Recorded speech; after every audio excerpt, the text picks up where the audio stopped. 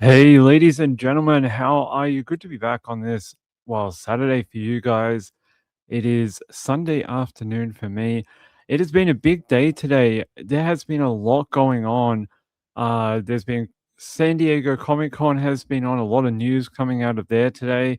And something very sad, if you're a 49ers fan, there was some breaking news overnight, and I don't think anyone who's a Niners fan saw this coming, but Kyle Shanahan, the coach of the 49ers, was involved in a car crash about 10 days ago, and it was quite severe. He had 40 stitches put into his face. 40. He's suffering from broken hand, broken ribs, and he has a extreme concussion to the point where he can't coach the team right now. Like, he is in a sort of like concussion protocol. So if you're a Niners fan, that is not that's really bad news. It's not, I don't even know. We don't know how it happened. All we know is that there was 2 cars involved, and, everyone's okay, but I don't know if I would consider having 40 stitches put into your face being, you know, okay. I think that's more severe than they're trying to make it out to be. Here, I'm gonna show you the article if I can. How you guys going? Sorry, I came on a couple of minutes early to talk non-true crime for a second. Here, I'm just trying. Hey, there's a fight on. I'm gonna have to watch the fight. Apparently, Tim Zhu is fighting in a minute. Why am I live? I want to watch the fight. Hold on. I'll hang out with you guys. I'll check out the fight after. Let me see. Where's the Niners news? Here, hold on, guys. I'm just trying to find out where the article is for this. I wasn't going to show it to you, and then I was like, nah, we have a heaps of Niners fans who hang out here. So I wanted to, oh, for fuck's sake, hold on. Yeah, hold on. I'll just do it this way. It's more simple. Yeah, so Kyle Shanahan, yeah, injured in a car crash here. I'm going to take you out to ESPN if I can. Yep, here we go. Sorry, guys, everything's working really slow tonight. All right, here we go. So there's the article, Kyle Shanahan to be limited in camp after being in a car crash. It's brutal. No, boxing, Andrew, boxing. Tim Zhu, Australian boxer, is facing not sure who he's facing. Tim Zhu is fighting. He's fighting Errol Spence Jr. And whoa, what happened? I hope that's not. Did they fight already?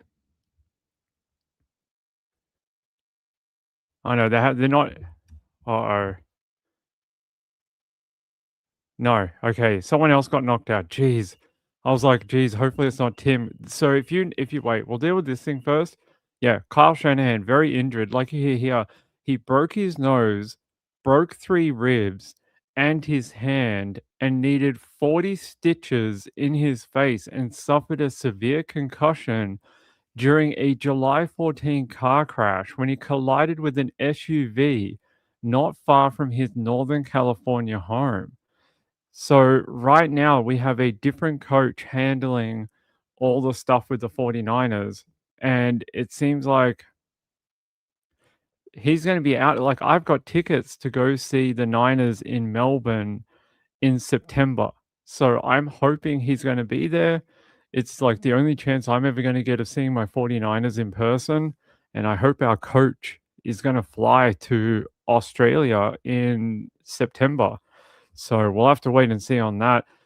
The other thing, yeah, there is a boxing match underway right now. Right now they're on the like the undercard, and they're saying here that there was a knockout in one of the rounds. So they are supposed to be underway in like the next 20 minutes or so for Tim Zhu and Errol Spence Jr. It's taking place at the Afterpay Arena in Sydney. So we'll have to keep an eye on that as the show continues throughout the afternoon. Um, isn't AJ boxing? I want to watch Tim Tszyu. I want to see if he wins because the reason I was going to tell you before is Tim Tszyu's lost a bunch of times. He's had a really rough like couple of years. About 2 years ago, he was on the brink of getting a unification bout for having multiple belts. He ended up going into a fight and cutting his head open. And since that fight, he's just not been the same. He ended up losing a title bout about 9 months later, and then he lost like two other fights, and his career has just really been falling down for the last like 18 months. But if he wins this fight tonight against Errol Spence Jr., he could theoretically get another title fight. If he loses tonight, his career is basically done. He is done. He will never get a title fight ever again. It's over. Because you can't go into like it would take 2 years or more to try and get to to another title fight. He's already in the twilight of his career now. And, walking into that with like what, like 4 or 5 losses? Nah, it's never gonna happen. Not in boxing. The whole thing with boxing is the less losses you have on your record, the better. And walking in trying to get more fights with a 4 loss record on your card, it's not good. So he has to win today or his career is over. Yeah, I did. Yeah, we showed the photo like after the boxing match like 2, 3 years ago, and all we did was show a photo from the boxing match, and they got our show kicked off the air because they said we were showing like I don't know what they said, something like bloody traumatic content or something. And I was like, this was broadcast on ESPN. Like, what do you mean it's traumatic content? They're showing it on ESPN in the afternoon. And yeah, we got our channel taken down because of it. It was pretty funny. Sean said his dad was a boxing champion and his brother boxes professionally. Yeah, yeah, yeah. His little brother is Nikita, and Nikita's doing okay. I think he's up to like 17 fights or something like that. His dad was Costa Zoo, a world champion and Olympic boxer, I'm pretty sure. So they have a pedigree for it in that family. So we'll see. We'll keep an eye on it as the show goes on tonight. We'll see what happens with Tim Tszyu and Errol Spence Jr. as they prepare to get in the ring in the next, like, half an hour or so. But here tonight, you know what we have? Every summer in America, when it's like summertime and everyone's going away and there's holidays and people are enjoying the sunshine, it's inevitable that someone goes missing. Like on their fancy tropical holiday, they just disappear. And that's what's happening here with this lady. So I'm going to show you a photo of her. Yeah. So her name is in the title. There's a photo of her right here. I'm going to explain to you what's going on with her if I can get here. So her name is Elizabeth Waddell. She's a 44-year-old wife of a town of Kerry Parks manager, Kaylin Waddell, and she vanished on July 22nd after being seen in Grenada. So she was in Grenada at I can't pronounce the beach. Is it Grand? Grand. I should have looked up before we got on the air, but Grand Anse Beach, and they're saying that she just disappeared. Like, I don't know how you just disappear on an island or a beach, but they're saying here last seen on Wednesday, so a couple of days ago, and this was in St. George, Grenada, and they're saying she's reported as being 5 feet 5 inches tall, and she has short blonde hair at the moment. So the photo you have is with her hair colored, but there's another photo that's a little more current, and I'll put it up on the screen where she has the blonde hair. Here. So there's the blonde hair that we heard about, and she has gone missing. I don't know how you go missing, but yeah, I'm gonna have a look at like what is this beach because I've never been there. I can't tell you what it's like. So it's not an island, is it? It's a just a beach. Okay. Let me zoom out. Oh, no, it is an island. Saint Patrick, Saint Andrew. Okay. Saint George, yep. So Grand Anse Beach. Alright, I'm gonna take you out there. So here hey, they have an IGA. Sean, they have an IGA. Look, they have an IGA supermarket. How weird. So this is the beach area. This is must be this one here, yep. How do you go missing from this beach? I mean, you could drown, you could go into the water, I guess, like, but you would think there's a lot of people. Look, there's a resort right here. You got tons of people. Look, another resort. Like, there must be hundreds of people around here right now.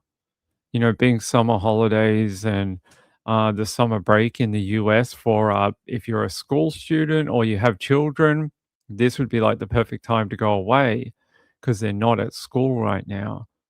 Um, there must be thousands of people. How is there a confectionery store in the water? I'd love to know. Is this some sort of underwater store that you have to scuba dive to get the confectionery? I'd love to know. How do you go eating here? Is it a boat?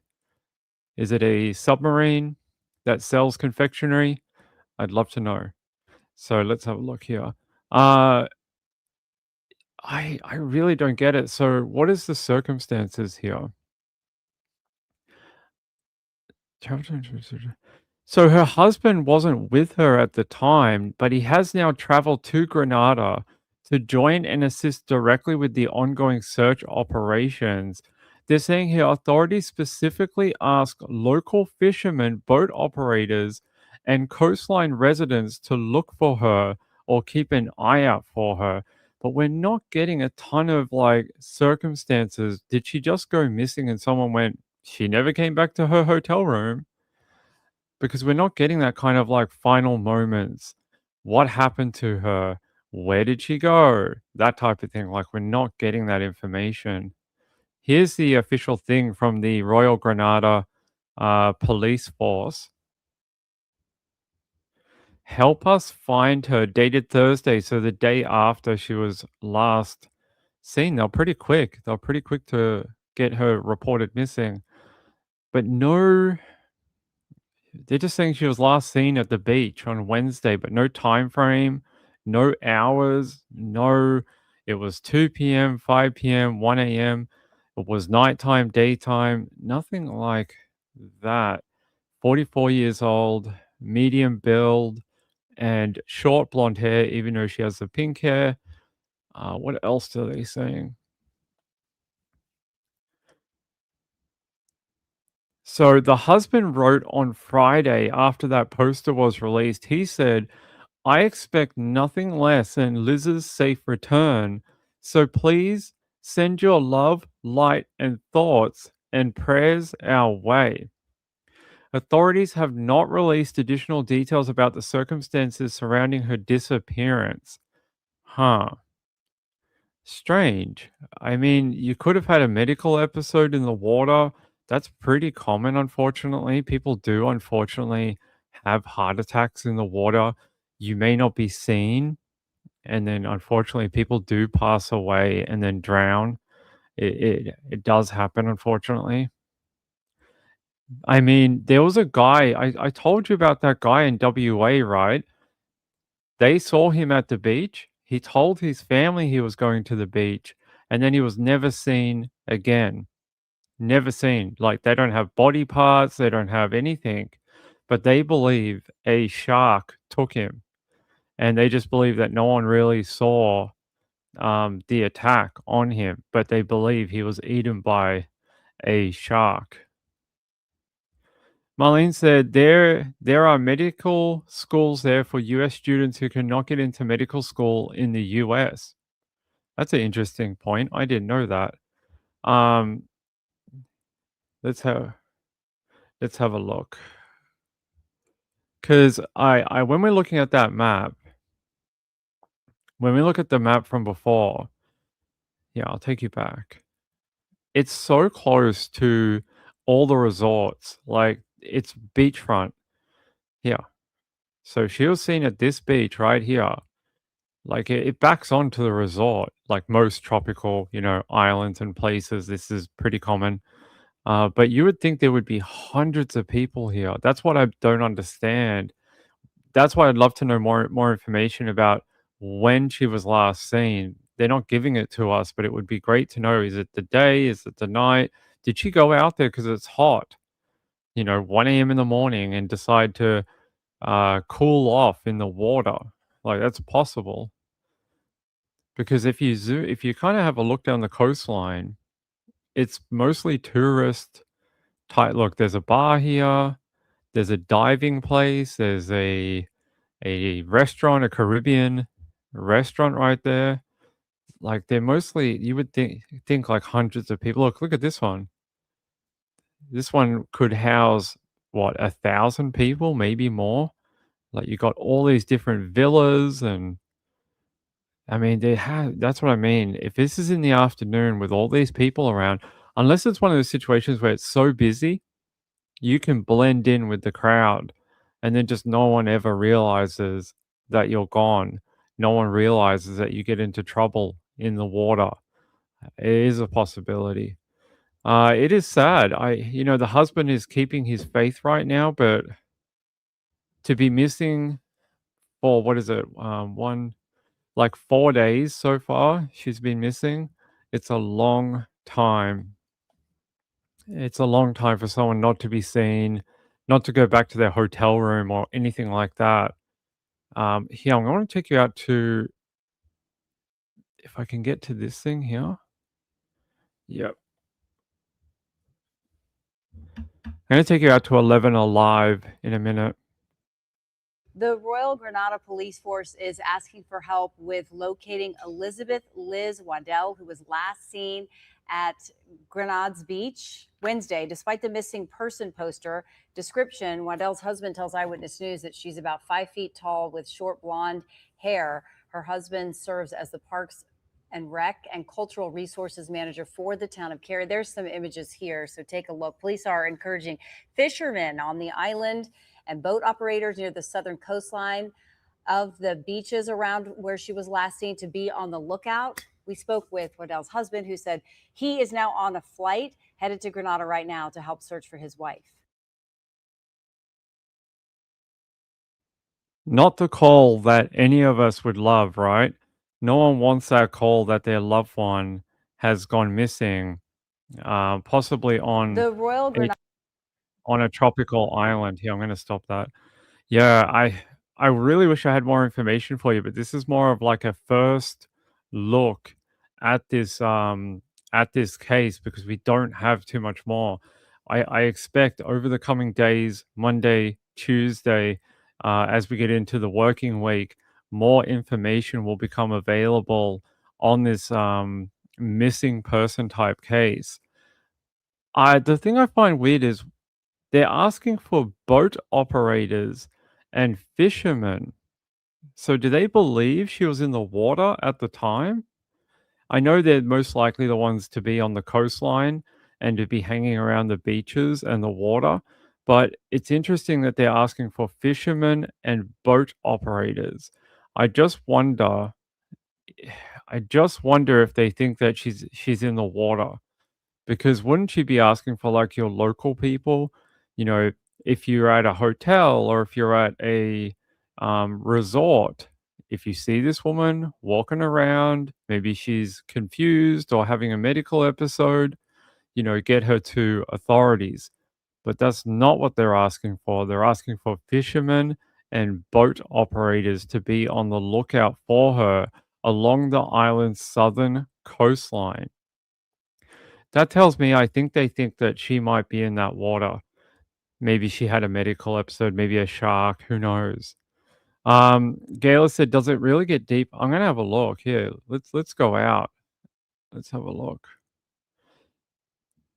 It looks like it's a pretty shallow, about what is that? About 20 meters out, something like that. No, it's a bit more than that. Um, what is that? 50 feet? It's about 150 feet out. So about 150 feet out, it starts getting a lot deeper. You can see the coloration change in the water. It looks like it. This looks like it might be coral. This might be coral reef. That's what it looks like from here. But there are patches where it is a lot deeper, but it looks like it gets deeper down here. You can see that, you start getting into this like black blue color. That's when it starts getting real, real deep.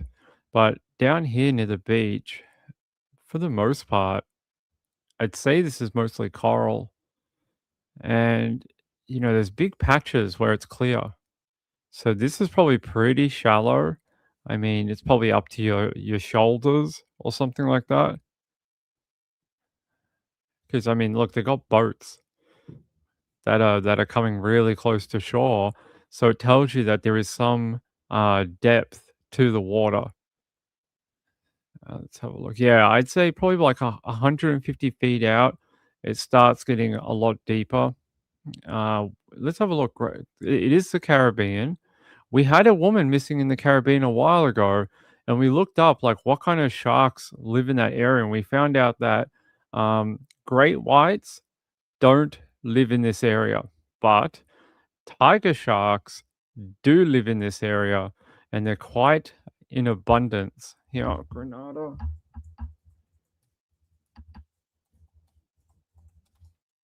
Yeah, let's have a look.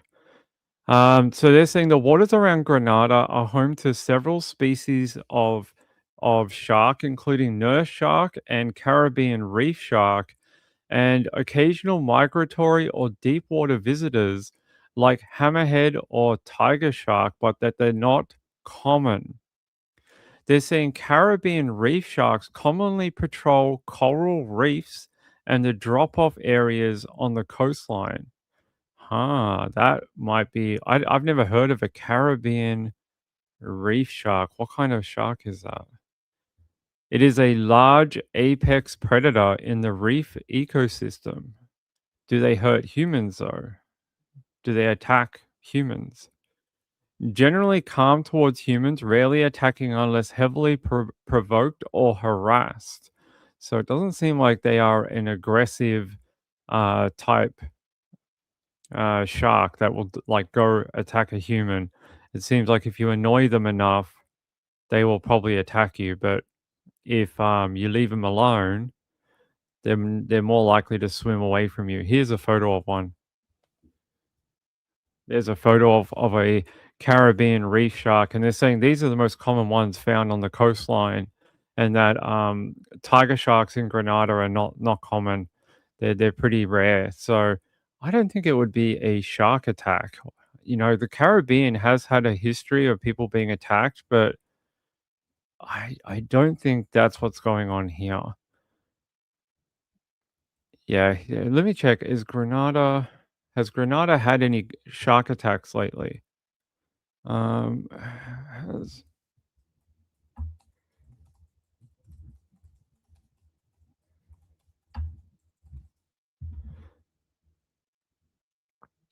Interesting. So Grenada has no recent shark attacks recorded, and in general, they are extremely rare to non-existent in the area. There you go. So they're saying that they're just not common, and that the reef sharks and hammerheads are just they don't come to the island very often, and that when they do, they're only migratory, so they're heading to a different location, and they're just swimming past the island. They do not sort of hang around looking to hurt people or, something like that. So the chance of a shark attack may be pretty low. Don't think it's a shark attack. Hey, Sean, thank you. I appreciate it. That's a UN shark font. Sean gifted a membership. Thanks, buddy. I appreciate it. You guys were so funny last night with all the jewels. That was so weird. I still don't really get what they do, but I just assume they're a good thing. So I appreciate you guys were very kind. So let's keep going. What else could be the story here? I'm so confused. The only thing I can think of is that there's only two scenarios then, and one is more likely than the other. And I think you guys are going to have to use your reasoning and decide which one you think is the most likely. So the two that I can think of is she was enjoying the water and may have suffered some sort of medical episode and no one saw it and she has drowned. And that is how they've not been able to find her body. The second theory I can come up with is a story that is far too common, and that is that being that she was a single female alone on the island without her husband around, maybe some unwanted male attention came her way, and maybe something has happened in that regard. But on the grand scheme of things, with what we're talking about right now, and the sort of little bits of information that we've had already, I would be leaning into she was in the water and something has happened because unless we get more information that a man was harassing her or something like that, we're not can't go down that port right now. Um, yeah, I'm just gonna have another look and see if there's any other type of explanation that we could find for her. Yeah, Raleigh News and Observer. Let's have a look. What are they saying?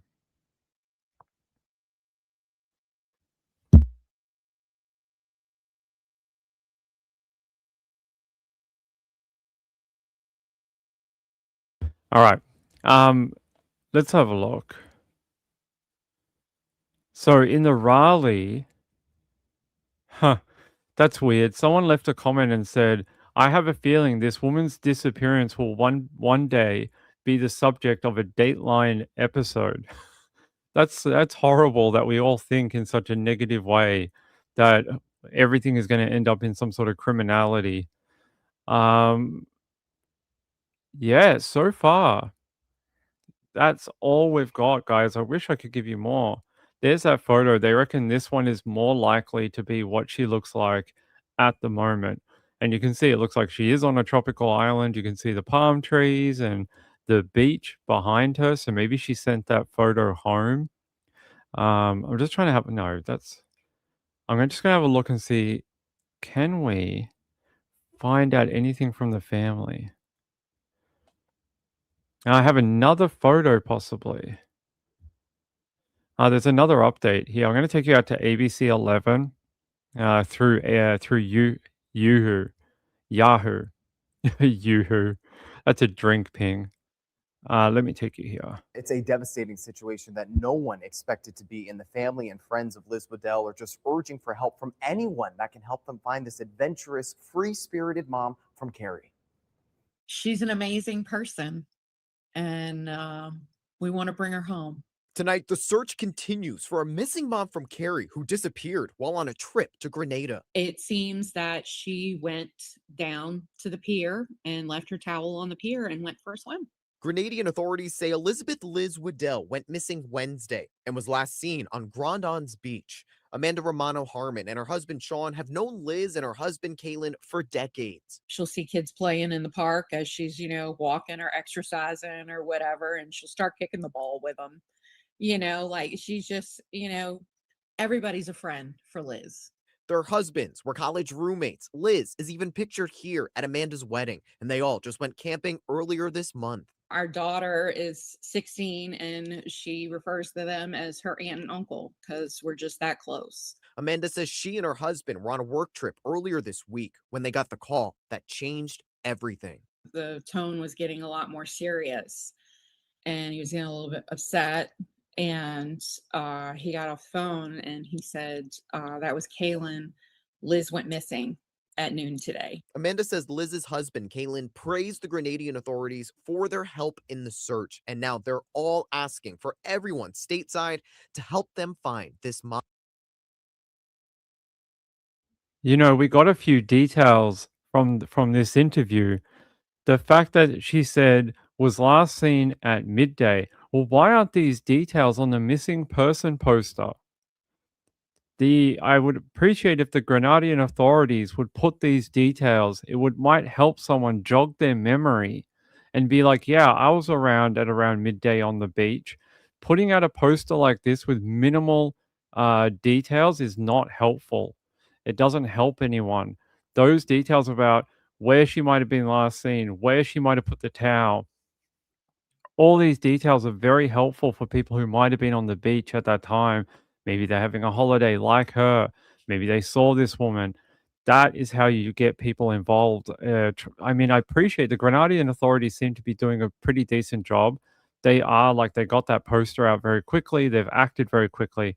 I don't want to be too negative towards them, but I'm just saying those details do matter and they need to be on these sort of posters when they go out to the public. But we did hear a little bit there that she put a towel on the beach and then went into the water. You know, my deduction skills are just pretty good after being on pretty good doing this for like the last million years. It did sound like that, even just from the minimal ones we had before.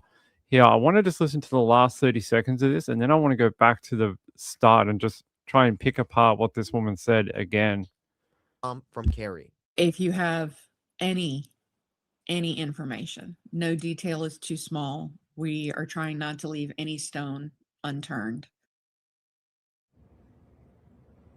Now, Amanda says that her husband is also getting on a flight on Monday to go down to Grenada to help Liz's husband, Kalen, with the search efforts on the ground there. If you have any information that can help investigators locate Liz, help from anyone that can help them free. And she's an amazing person.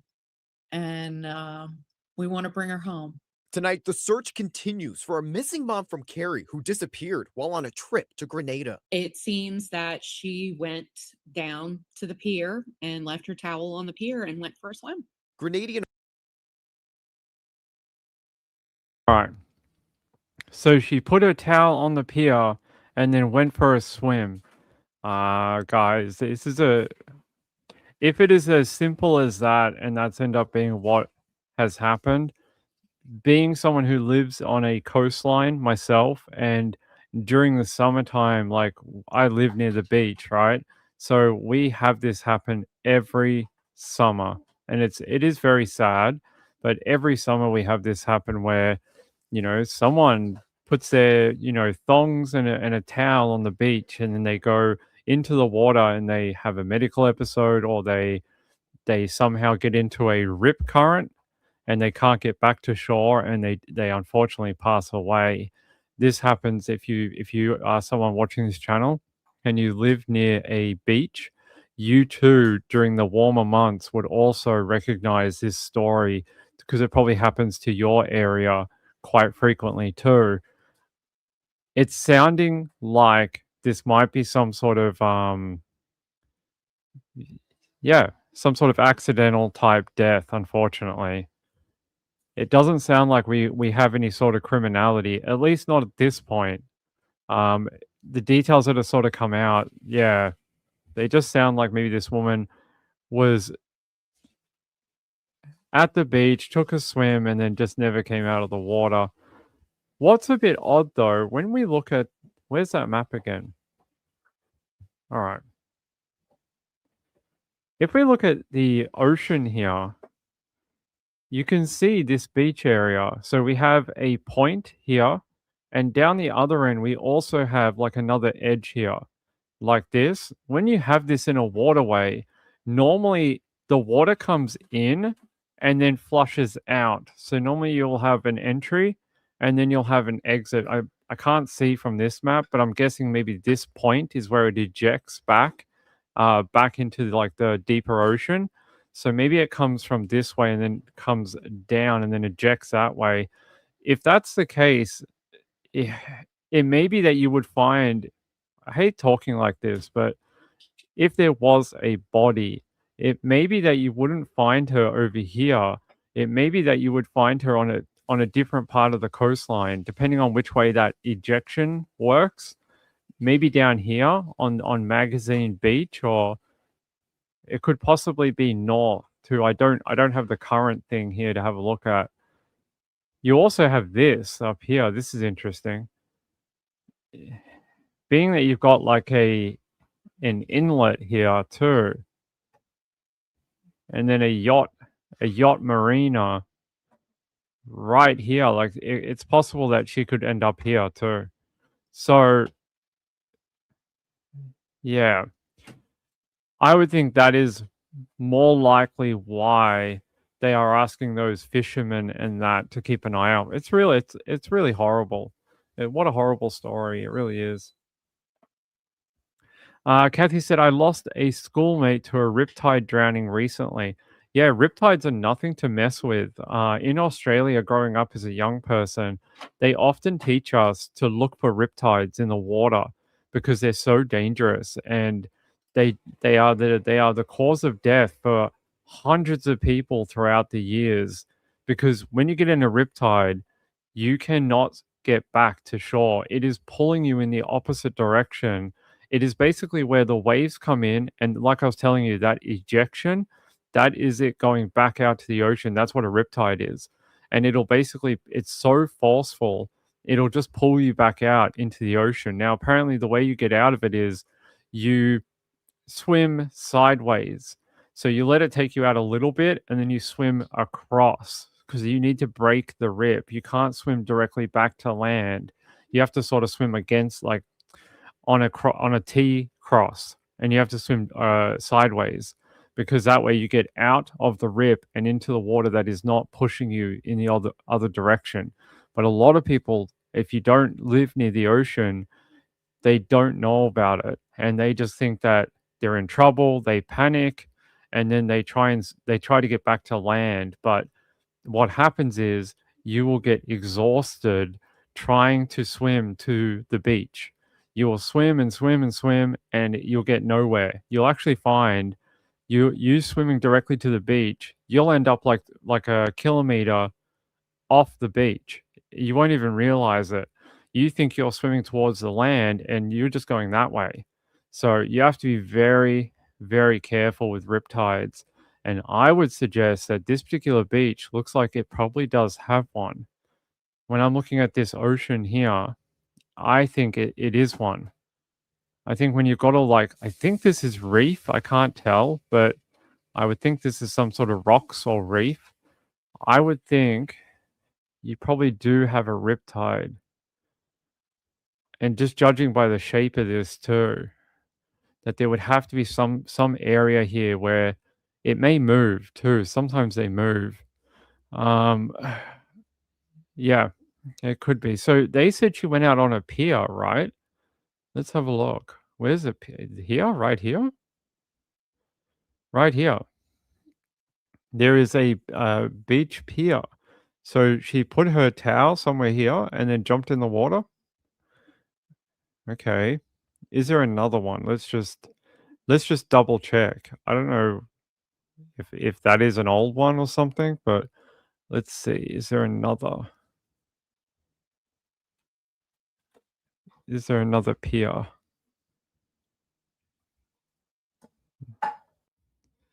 Okay. It looks like, yeah, Grenada Artificial Reef Project. So it sounds like they may have been dumping rock or like old military aircraft and boats and things. They often what they call scuttle them to make an artificial reef. So they may have been doing some sort of project like that here. But it's looking like that might be the only one. Yeah, it is the only one. Okay. Right near the underwater confectionery store. Look, we're going to have to visit this one day. We're going to travel to the island and go to the underwater confectionery store. I'd love to go there. You have to scuba dive or get a submarine to go there. I don't know. Yeah, so it looks like right here. I would think if he's going right here, it gets quite deep. Straight off that pier, it gets really deep. Look, compared to this other area, if you look down here, this looks a lot more shallow down this end. And straight off that pier up here, it gets quite. It's either deeper or it's reef, and I'm not sure which one.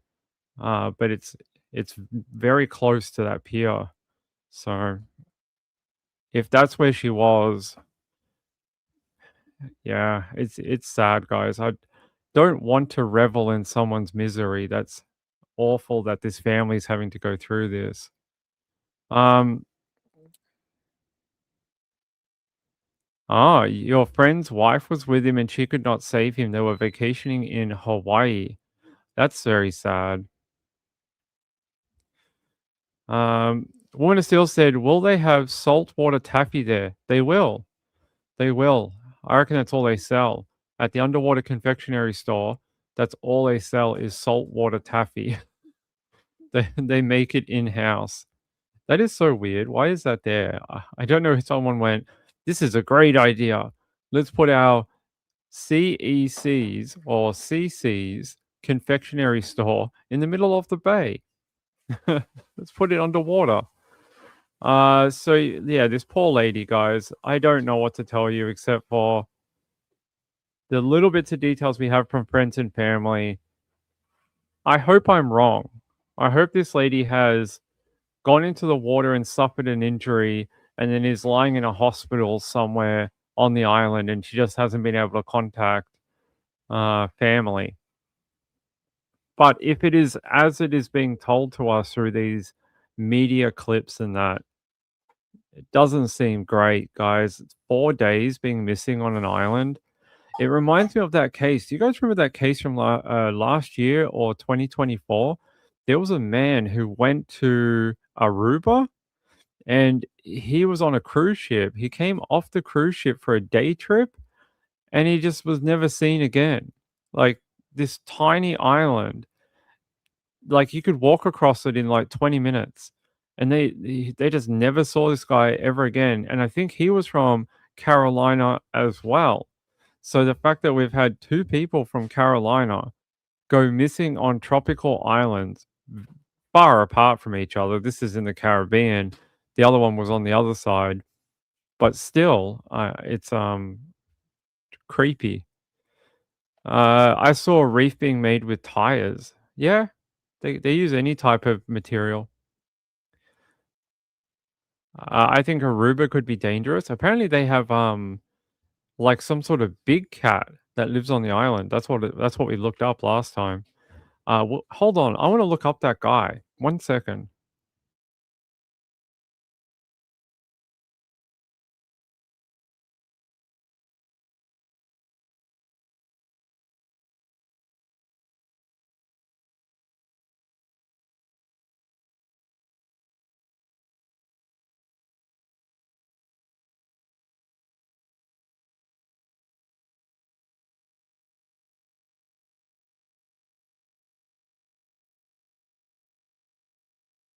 All right, I think I found it. I think that guy's name was he was from South Carolina.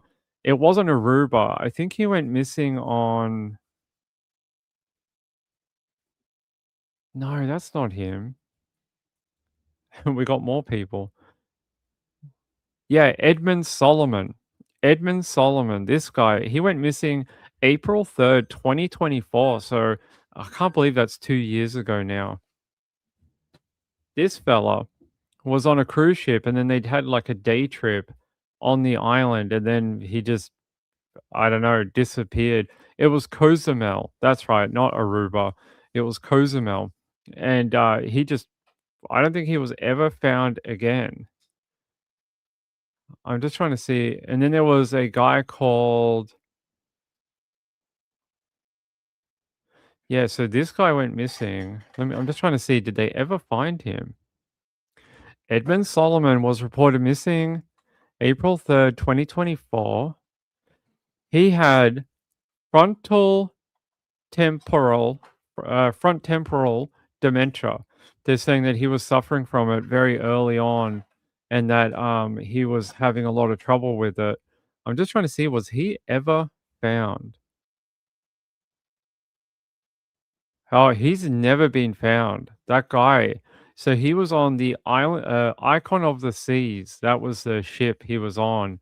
And I remember we followed it for days because we looked at the island of Cozumel. It's very small. Like you can walk across it. It's not very big. And how this guy went missing on it, Okay, walk across it might be a bit of a misnomer here. It might be me being exaggerating a little bit, but it's not very big. You probably could walk across it, although a lot of it is jungle. A lot of it is like a jungle environment. See, I'll show you. It's not very big. This island is pretty tiny. I think we looked at it. It's only like 5 miles wide. So it's not unbelievable that you could walk across it in a day. It's only 5 miles. So this guy was here and he just never found again. They have photos of him getting off the cruise ship. They have photos of him walking down the street. Never seen again. Don't know where he went. Don't know where he is today. No idea. So it's happened before, unfortunately, that these people have gone missing on holiday and they just don't. Just not found. It's very sad. The Jules again. You guys are very kind. Unk alert. I am a bit of an unk. Thank you, buddy. I appreciate it. Andrew. That's very kind. I appreciate the 880 joules. I don't know what that means, but that's very kind. Hey, Astro. How are you? Sparkles. Thank you, my friend. Kim says, I hate not knowing the ends to these missing people cases. Well, you're going to hate the trial that we're going to in like a month because that entire trial is dealing with someone who is missing and they've never been found. So the Samantha Murphy trial that we're heading to at the end of August, yeah, she has never been located. And you guys will find out a lot more about it in August. So you guys will find out why then. Sweetener said Occam's razor is a good idea.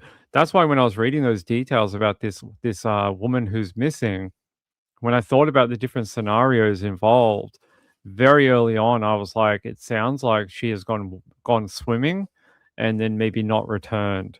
And that unfortunately is pretty common. It's doesn't make it any less sad, doesn't make it any less traumatic for the family, but it is unfortunately something that happens quite frequently. So, yeah, here. Grenadian authorities are asking for help locating Waddell, who her family said went missing Wednesday after going down to the water for a swim. Friends say they are staying strong and hoping for the best as search efforts continue. What else are they saying here? Yeah, they're basically saying that they are just hoping that maybe the scenario is different. I mean, it's not out of the realms of possibility that, like I said earlier, that maybe she was in the water. Maybe she did, have some sort of episode where she went under the water. Maybe someone rescued her. And like I said, she's in a hospital, but hasn't been able to reach out to family. It is a possibility. When you think about if you're in the water, are you carrying ID on you? Are you carrying a wallet or a purse when you're in the water? No. So if she did get into some sort of medical episode, or if she did have some sort of semi drowning episode and they were able to get her to a hospital, they may not know who she is. Like they may have her in a hospital. It's only 4 days since she went missing. They may be treating this woman and they just don't realize that the woman that they got the posters up about is the same woman in the hospital who's unwell. And, that is, look, it is a slim possibility, but it is a possibility. Or in the water and never found. Yeah, I know, I know. I'm trying to keep hope alive. I'm trying to keep hope alive. Yeah, she was alone, Andrew. Yep. She was alone. Kim said knowing they were murdered is better than no answers. Wow, that is true. Lisa said my mother drowned and was missing for a week. That's very sad. I'm sorry about that. I've never known anyone to drown, although I have told you guys that I had a friend who was murdered. He was attacked in broad daylight in Queensland. And because a lot of you guys don't know, I lived in Queensland on the Sunshine Coast for many, many, many, many years. I grew up with a lot of people on the Sunshine Coast. A couple of my friends that I grew up with in the Sunshine Coast are now police officers. They work on the beat on the Sunshine Coast, and so I was up there for a long period of time. And one of my friends from that period, he was beaten. A guy king hit him, coward hit him, and his head hit the concrete and fractured his head, and he died, unfortunately. Yeah. So I don't know anyone that's drowned, but I do know what it's like to lose someone like that. It's very sad. Um, my story's sad. Like, not saying it's sadder than your story, but the sad thing about my story is um, I had lost touch with him for a number of years, and I went searching for him because I was like, I wonder what he's up to today. I miss him. Like, what's he up to? And I searched for him, and I wasn't getting anything. And I was like, that's weird. Like, he'd be about my age, like doing something with his life. And then I realized less than 9 months after I last saw him, he had been killed. And it's just one of those weird things. Like, you think, I just saw him 9 months ago. Like, he was alive, he was there. Like, it just rattles you. It really does. Like, it's one of those weird things where you can't comprehend it properly. And I just go, well, I just saw him and now he's not there. Like, yeah, it's very sad. So I get it. I get it. It's awful. Um, Woman of Steel said, I had a friend drown in high school. We will never know what happened. He was alone with his dog. The dog was fine. Hmm. Kim says, I'm not very optimistic. Are you a bit like being in true crime for too long, think everyone's a murderer? Yeah, it happens. So I wish I could give you some better news about this, but I think that's all I can tell you for now. I suspect on Monday we're probably going to get more of an update as the work week starts in America. It's really weird over the weekend. All the news services in America run on a skeleton staff, like no one's around. And it's not until Monday morning everyone seems to get back to work and start providing some updates. So we're going to have to wait until then. Let's check in with the fight. I want to see how the fight's going. Do we have a link for that? Is Tim Zhu winning? That's not what I wanted. I want to see if Tim Zhu's winning.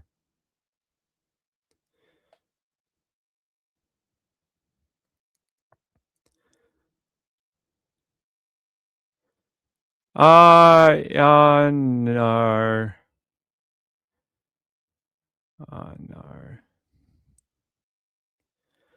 It doesn't look like it's going well.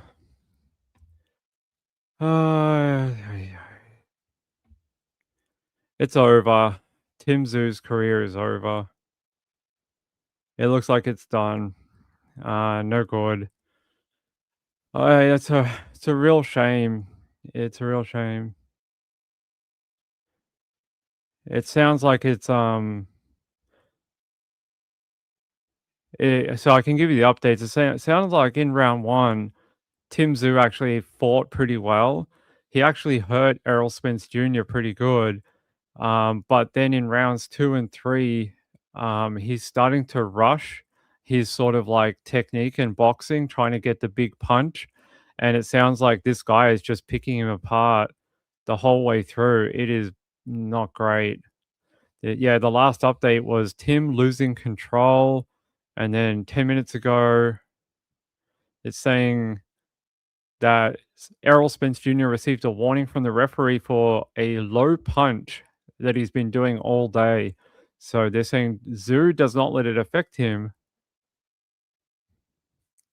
Crazy Spence act almost costly. Zhu is really going for Spence now, and the American has almost cost himself by turning his back on the opponent.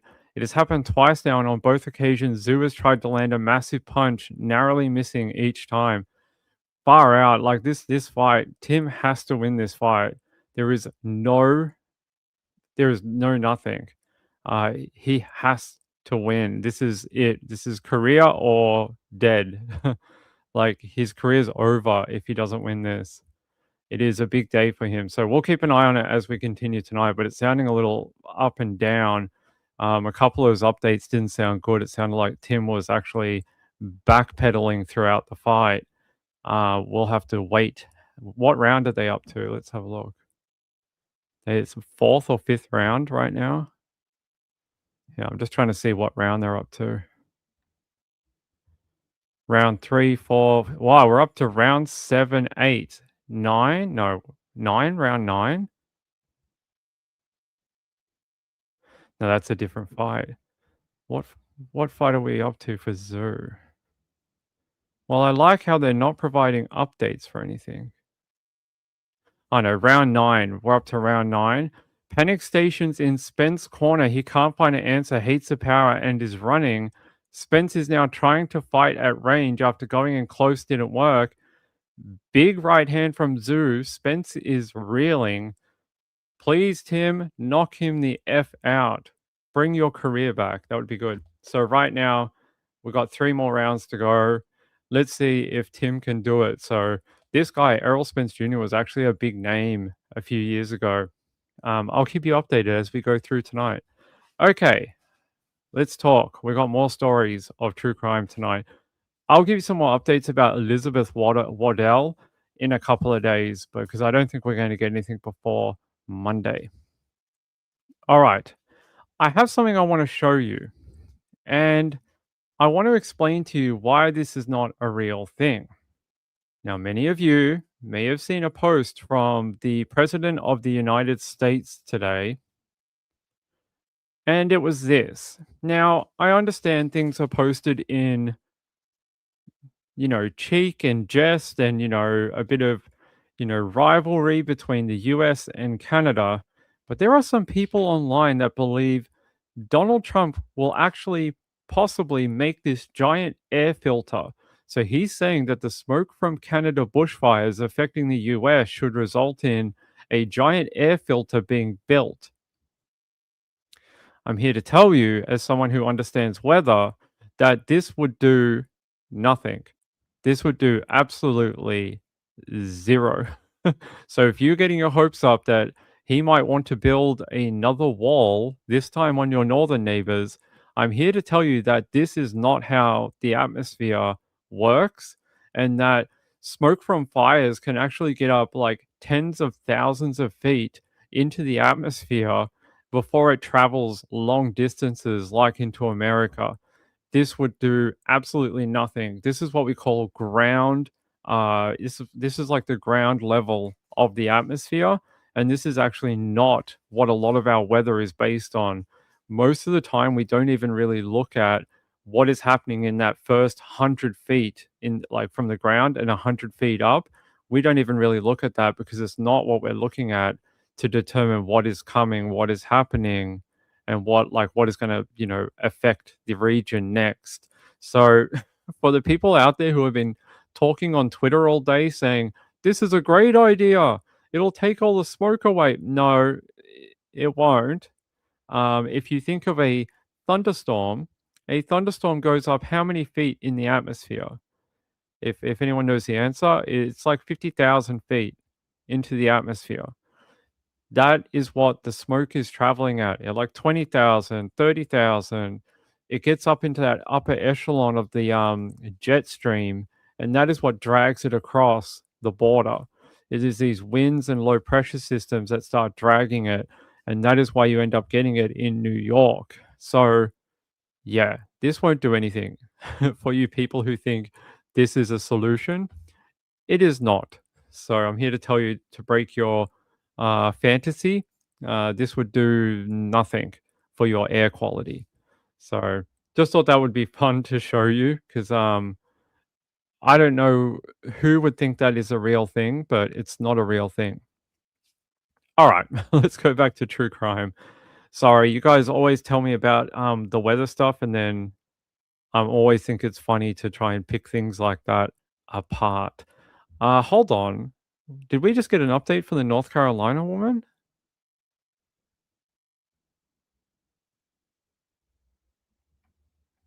Oh, we got a new photo. All right, well, I can show it to you. So, Liz Waddell, there is a new photo of her and her husband. There's the photo, apparently. And there was a new sort of an update. They're saying here, we're about to change to a new story.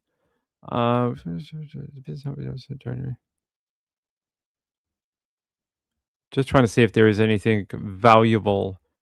Not really, but a couple of other photos of her. So there's her and her husband. There's her with the blonde hair as well, instead of the pink.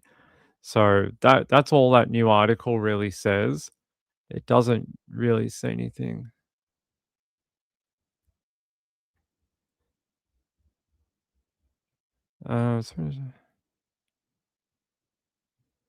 So apparently they have a daughter. The couple officially became parents in 2024 after they adopted their adult daughter. Their profile showed an adult daughter. They're saying here that the husband wrote on Facebook last night, barely slept last night after getting the news. Liz is an amazing person, one of the best, praying to the universe for her safe return. Oh, sorry, that was a friend of theirs that posted on his Facebook saying that they want their friend returned. Another said, oh my God, holding you both in my heart and pulling all the good energy into the universe for her safety. Yes, let's hope so. One added, my heart aches for what you're going through, sending so much love, many prayers and positivity your way. Safe travels and peace to you. Yeah, I agree. Try and keep the hope alive until all hope is extinguished. That's what we should hope for. So, wishing the best for the family. I hope it's a good result. And I'm hoping it's something like we talked about, where she might be somewhere where she can't talk to her family. Okay, so that's the last update for that. All right. How are you guys going tonight? Having fun out there? Did you see the news from Comic-Con San Diego that we're getting a new Black Panther movie? Yeah. And then Ryan Gosling is going to be he's been hired by Marvel to be Johnny Blaze, apparently, in the I can't remember the name of it now. I've got a mental blank. What story is that? It's some comic book. The guy with the motorcycle that is like an undead dude. What's his name? Ghost Rider. So Ryan Gosling has been hired to play, I think, Johnny Blaze, although there's a couple that played the Ghost Rider character in the comics. But he's going to be the new Ghost Rider for an upcoming Marvel film. So there you go. Mr. Gosling is going to be in a Marvel film. Okay, let me see what else I have here. Okay, yes. I want to take you out to this one. An influencer called Sarah Gilson, and there's a 911 call. She is accused of killing her partner. And when you hear about this, and you probably already have, but I want to go over it because it is so outlandish that I just can't believe that someone would actually do this. But they're saying here, influencer Sarah Gilson heard screaming and crying by 911 call dispatcher before husband killed after her PDF file accusations. So the guy's name is Jeremiah Sean Duffy. He's 48. Gilson and him were both found dead with gunshot wounds in her Oklahoma home on July 23rd. I'll put up a photo for you. There's a photo of her. And they're saying here, influencer Sarah Gilson was heard screaming and crying by dispatch. When they finally got to the home, they found her and him dead from a murder S word in the home. They're saying a child in the home had to call 911 before bodies were discovered. So it has been a bit brutal. I'm hoping to take you out to K4 in Oklahoma if I can. Come on, K4. K4 always loads so slowly. Give me a sec, guys.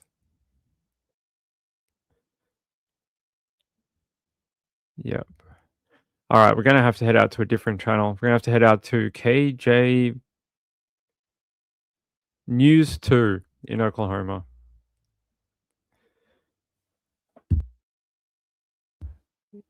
Come on, video. There we A child's desperate cry for help shattered the quiet of this Owasso neighborhood Thursday night.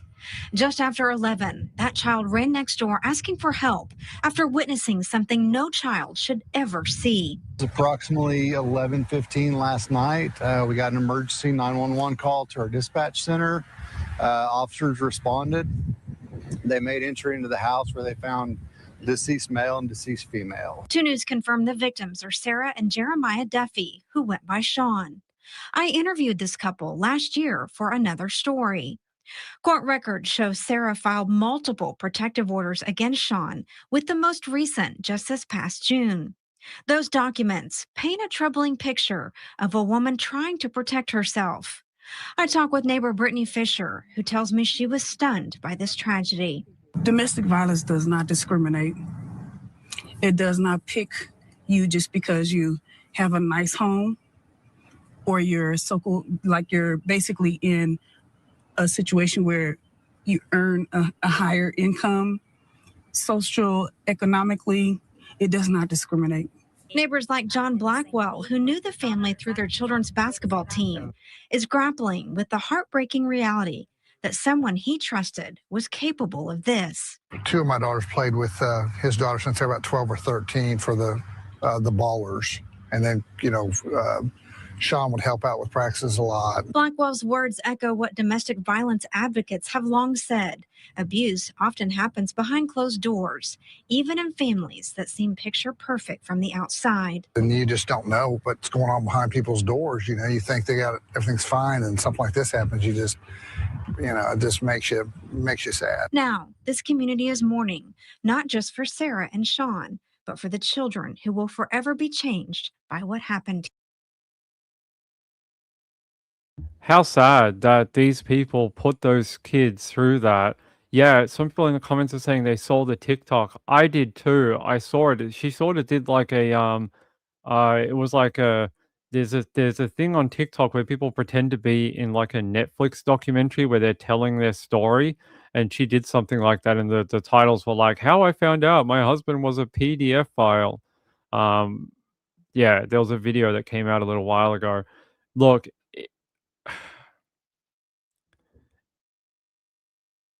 I don't know what to tell you except for like that's not the way to do it. They're saying an active emergency protective order was filed by Gilson against Duffy in June of 2026 and was in place until August 24. Court records indicate a separate protective order was filed on behalf of a 15-year-old on a basketball team coached by Duffy, alleging sexual misconduct. There you go. They're saying here it happened on July 23rd, and they're saying that that's so sad that the child inside the home had to make the call. That's awful. That's really like it's almost like you're putting the kid through it, to make them live through that, to make them be the one to call, to be in that scene of the home with 2 dead people. Oh, it's terrible. It really is. They're saying here the PD confirmed both Gilson and Duffy were found dead. Investigators say Duffy shot Gilson and then turned the gun on himself. Ay. Court records show Gilson was in court about a month before the shooting to explain why she wanted to continue that emergency protective order against Duffy. When the order was first filed, Duffy was told to stay 100 yards away and leave the couple's home. And they're saying the case information has been posted on OCSN.net, which is the Oklahoma court system. Let me see if I can load it. Maybe not, maybe yes. Depends. I will keep going. On the same day Gilson sought protection, the mother of a 15-year-old girl filed a separate protective order against him. And they're saying he was a youth basketball coach, was seen kissing and fondling the teen while alone with her. The filing says another coach walked in. The teen later told her mother Duffy had sent inappropriate messages, invited her to his hotel room on a trip, and gave her money to keep her quiet. Well, that sounds like the typical grooming behavior. They're saying Gilson's filing echoed those allegations and added that Duffy threatened to S-word went on the run and had a firearm. Records note she previously sought 2 protective orders in 2021 that were dismissed when she did not appear in court. So there was a video here. I'll see if I can play it for you. This is her here. It's not. Yeah, there you go. So there you go. Oh, it's a Netflix documentary about my soon-to-be ex-husband who I just found out is a PDF file. Love, I can tell you as someone who's been around true crime documentaries, I've been interviewed for them, I've sat for them, I've done some. I can tell you that that's not how they work, and there's not a chair where you get to walk up most of the time unless they're looking for that kind of shot. Most of the time you're already sitting in the chair when they have the cameras rolling. So I know why people are doing it because there's a few that are very like landmark where you always see the person walk to the chair, but majority of them don't do that. They're saying here shortly before the shootings, Gilson posted that TikTok using a popular documentary style trend.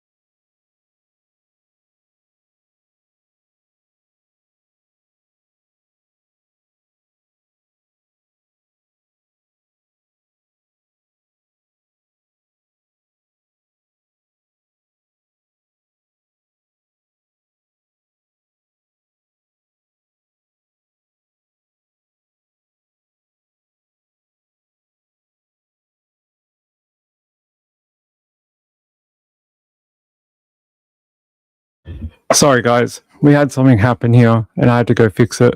Muffin 8 ping. No, I'm back.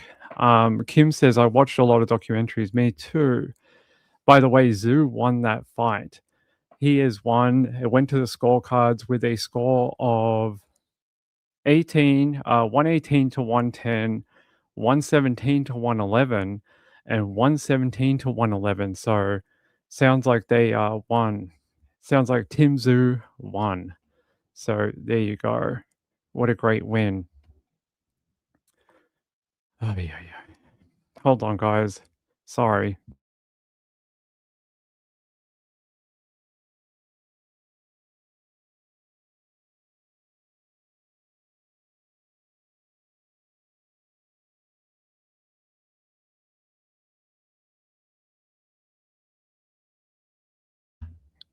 Guys, I'll be back. Sorry.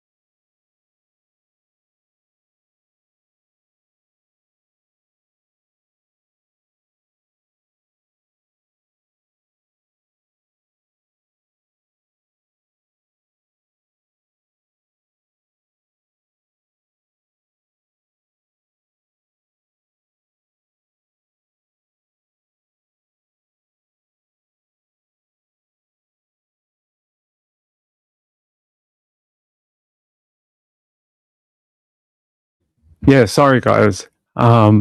a bit of a disturbance outside that I had to go check into. Hopefully we don't have to go again. Yeah, no, we're back. We're back. How are you guys? Yeah, so Tim Zhu ended up winning that fight, so it's good news. Oh my god.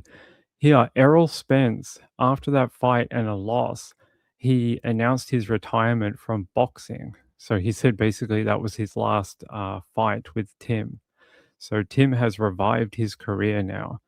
All right, let's go back to this. And I'm trying to see here.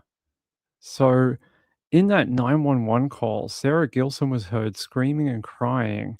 And on the dispatch audio, it reveals it happened at 11:15 p.m. at night local time on Thursday, the 23rd of July. And they're saying here that on the record, it says from the dispatcher, I'm trying to reach him back, but I could hear a female in the background screaming and crying, some sort of loud bang in the background. And this is from the 911 dispatcher. They're saying moments later, a dispatcher mentioned a male that we were looking for a few weeks ago after he got caught kissing a juvenile and referred to a gun. By around 11:18 p.m., authorities communicated to dispatchers that they had arrived at the home. Here's a photo of the two of them, by the way. I'll put it up. There's a photo of the two of them. Hopefully that doesn't... Oh, there you go. They're saying here that, yeah, in the end, by the time the cops got there, they both were found dead in the home from gunshot wounds. And they're saying a child that lived at the home was the one to call. I think that's awfully sad when you hear the details, like from the protection filing and all that. Just terrible. Let's see. Hey, Darkrai's not new. Darkrai's been here for a while. Yeah. I told you CBS said he was winning. Ricky Gervais as Inspector Clouseau. Neither one looks happy. Hey, I think you can't blame her, though. She tried to do everything. Tried to get the protection order, tried to work through the courts, tried to get protection for her, and in the end, the piece of paper did nothing. He went on the run after being the one to attack a child, manipulate her, groom her, and then decides to be the one to kill his ex-wife because she's the one that's ruining his reputation. I think he ruined his own reputation by doing what he did with a 15-year-old who he's supposed to actually, protect. He's a coach. You're supposed to treat these kids, if you're a coach of a children's team, you're supposed to guide them through life, be a role model for them, be someone they can come to because you're a safe person for them, not abuse that position of trust. That's not what you're supposed to do. You're supposed to be a good person. It is wild. Missy said Texas had an earthquake. Did they? Amarillo? Amarillo.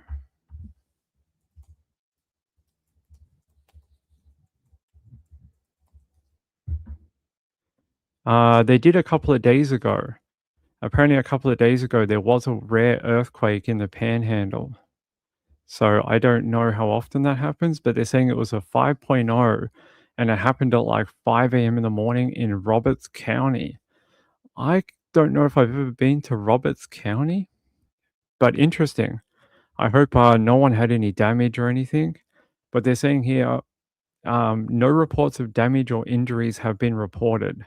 So hope everyone in Texas is okay. Hope everyone's, doing okay.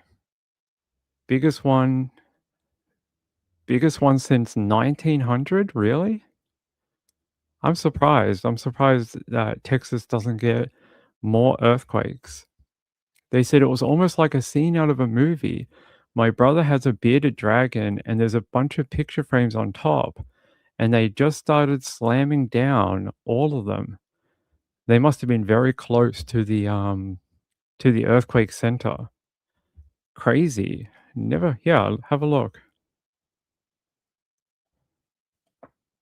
A rare and powerful powerful earthquake shook much of the Texas Panhandle early this morning. News Channel 10's Canyon Cavazos joins us in the studio with what emergency management is saying about the historic quake and what residents experienced. The United States Geological Survey says a 5.0 magnitude earthquake struck around 5:20 a.m. in Roberts County between Pampa and Spearman. The earthquake started in the Anadarko Basin, an area northeast of Pampa that has experienced increased seismic activity. This was recorded as the largest earthquake in the Texas Panhandle ever since we've been recording. The earthquake's epicenter was about 3.5 miles below the surface. And then above us, where this one happened, was in the Anadarko Basin. And so what happens, the plate tectonic shift, and right where that bust happens, that's where you get the epicenter, and that's where it's recorded from, and it spreads out, which it went across the entire panhandle. The earthquake was strong enough to wake people from their sleep and rattle homes for several seconds. I was asleep, dead asleep, and my experience was my bed shaking literally from side to side. And that might sound like a lot, but I felt like someone had their arms on each side of my bed and was physically shaking it. Hudson says she heard wood popping, windows rattling, and other creaking sounds throughout her home. She believes the shaking lasted as long as 30 seconds. Her son, Gavin, says the movement caused items in his room to fall. It was almost like a scene out of a movie. It was like my brother has a bearded dragon, and there's a bunch of picture frames on the top, and they just started like slamming down, all of them. And that woke me up. My dog was jumping up, and I really didn't know what was going on. And everything was shaking in the room. The ceiling fan was moving all wild. Many felt shaking across the panhandle, including Amarillo, as well as Oklahoma City and New Mexico. Thursday's earthquake is among the strongest officially recorded in the region. Officials say earthquakes this size are often followed by smaller aftershocks for days. You know, it's like the ones we had in Melbourne. It's like the ones we had in Melbourne like 4 years ago. We had like a 4.5 or something, and it did quite a bit of damage. Even though it wasn't a big one like a 7.0, we had one that, yeah, it did some damage. So I'm happy to hear that the people in Texas Panhandle are okay, that they're not going to be doing any, rebuilding or anything.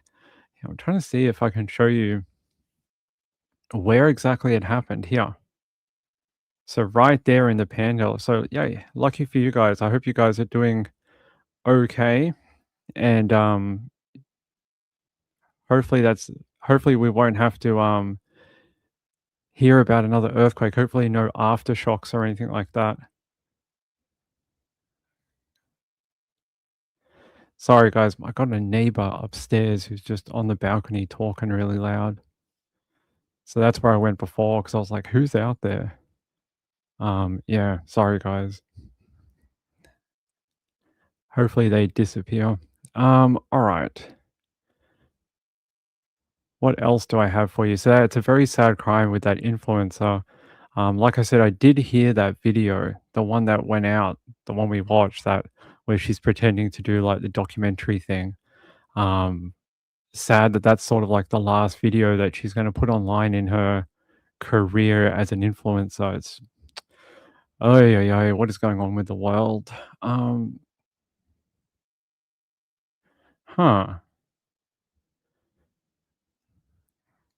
Yeah, did you guys hear about this?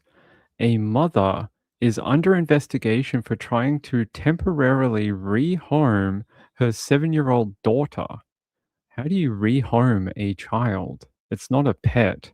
See, mother under investigation after Facebook post seeking to temporarily rehome 7-year-old daughter. Police said the child was found safe after the now deleted post prompted concerned community members to alert authorities. The mum is from California, is now under investigation after a Facebook post seeking to temporarily rehome her daughter sparked concern. The case will be forwarded to Butte County District Attorney's Office for review for charges. The California mother is now under investigation because, she posted saying that she wanted to temporarily rehome the kid after receiving multiple reports about the post. officers launched an investigation into the mother who has not been identified. This happened in Chico. They're saying the now deleted Facebook post that prompted the investigation allegedly read, "Hello, looking for a place for my daughter to call home temp. Ideally, if you have a daughter close to age, she is 7, will be 8 in December. We reside in Chico, will be attending school here. PM me for details." After officers were unable to reach the woman, the case was turned over to the department's Investigations Bureau.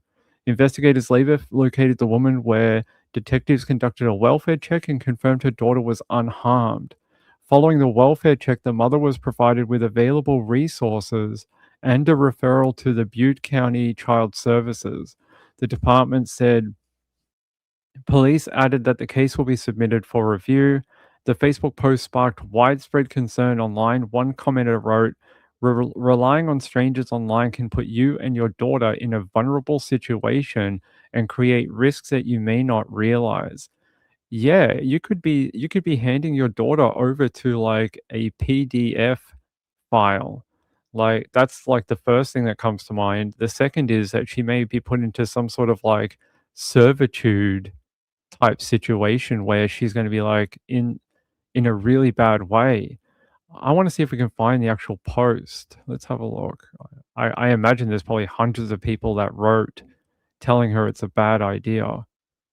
Yeah, I'm trying to see if we can find the actual Facebook post or not.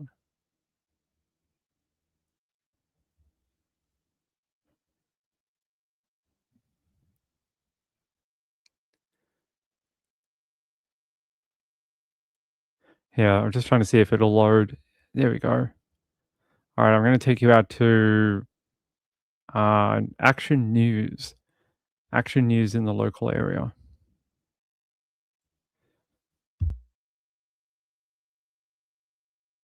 New at 5, Chico police say a child is safe after a social media post raised concerns about a mom wanting temporarily to rehome her daughter. Officers attempted to contact the woman after multiple reports, but were initially unable to reach her. Detectives later found the mother, confirmed the child was safe, and conducted a welfare check. Police say the mother was counseled, offered resources, and referred to Butte County Child Services. The case will be sent to the district attorney for review as well.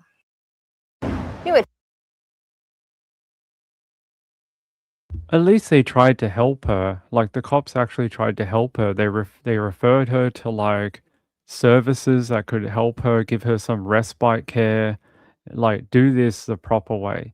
If she needs help, then she can do it through like official channels. She can get respite care with a proper carer, not just handing her daughter off to someone on Facebook. But I know that's how kids get in bad situations, but maybe she felt like she didn't know how to get any more help. It is pretty sad. Gail said, I tell people trying to rehome animals to get help from officials to rehome, and she's trying it with a kid. Yeah. Kathy said, I'm pretty sure she will not get Mother of the Year. Probably not. Probably no Mother of the Year award for her. Yeah, I'm trying to see if there's more information. It's a shame that no one posted the screenshot of her message. Yeah, it just said, hello, looking for a place for my daughter to call home temporarily. Ideally, if you have a daughter close to her age, she is 7, will be 8 in December. We reside in Chico, will be attending school here. Message me for details. And then she had a swath of people saying like, this is a bad idea.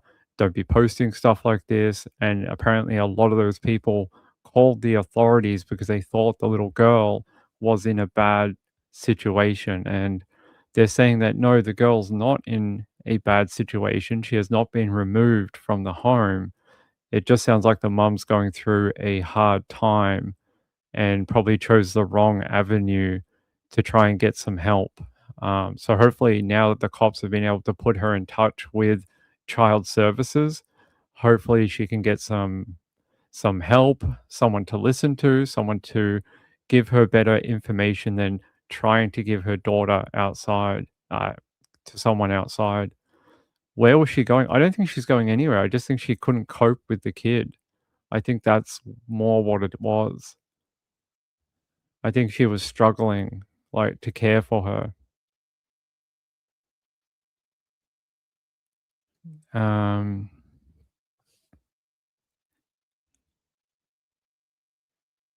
yeah, that's it. Basically, that's all I can tell you.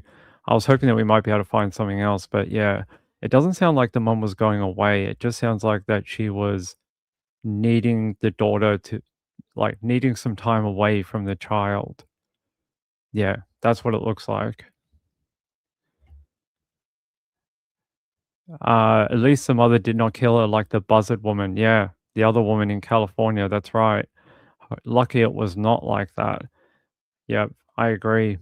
Let me see if there's anything else for this.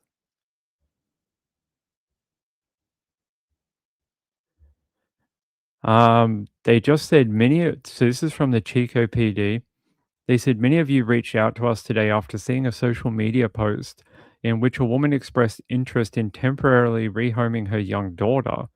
After receiving multiple reports, we dispatched officers and attempted to contact the author, but we were initially unable to reach her. The information was then forwarded to our investigations bureau. Detectives later located the woman, confirmed the child was safe, and conducted a welfare check. The mother was counseled, offered available resources, and then referred to the county's child services. The case will be forwarded to the DA for review. They said, "We appreciate everyone who took the time to report the post. Your concern and quick action helped us make contact, ensure the child's safety, and connect the family with available resources." So, yeah, there you go. It sounds like in the end it worked out okay. I'm just trying to see if there's anyone else here.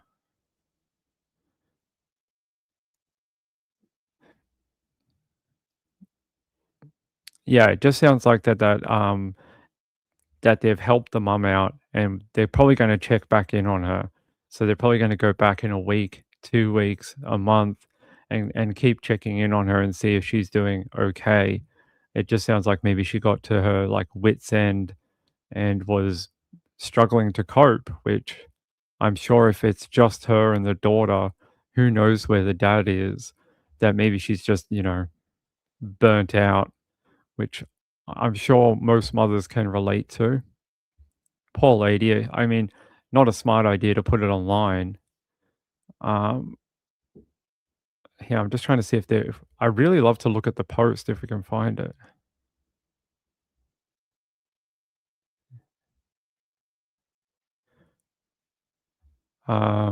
No. Seems like it's been deleted, which is probably a good thing. Probably a good thing so no one can keep, you know, posting it in different places online. Just having a look here. Just going to look at KRON because apparently they reported on it too. So KRON is saying here that the daughter was 7 years old and that the post was made on a public page for residents of Paradise, California. So it was like a community page. Some users were unsure if the post was a joke or serious. So didn't know if it was just a bit of a, my daughter's playing up, ha ha ha type joke. And I'm just trying to see if they have anything else.